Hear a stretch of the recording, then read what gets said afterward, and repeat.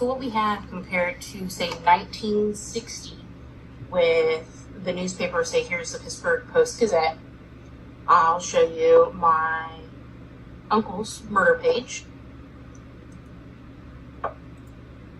And it shows everything is condensed on each page. Very little white space is left. And then when it comes to the main headline for the front page, you'll see my uncle's picture, his wife, the officers, and the judge, the arresting people. And then you scroll to the inner page, you see his son, my cousin, and the advertisements for what fills up pages here.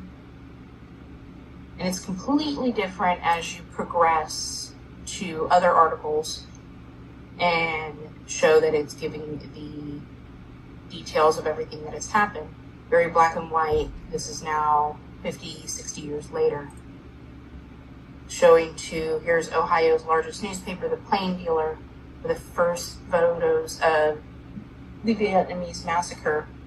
And this happened in 1969, and it shows the catastrophe that has happened over there. But compared to now, what we see in our papers, we don't show any bodies, any gore to compare to what happened 50 years ago to now.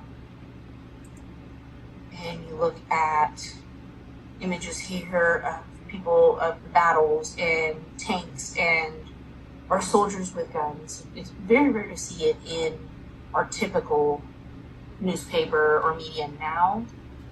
This is what you'll see typically if there's a natural disaster. They'll show the buildings if they're blown up. This one is from 1960 from St. Peter's Church in Pittsburgh. Near the Penn Sheridan here in the background. It gives amazing detail. All the pictures obviously are black and white. And then if you go to newspapers today, Greenville, let's try Greenville newspaper. This is my local newspaper.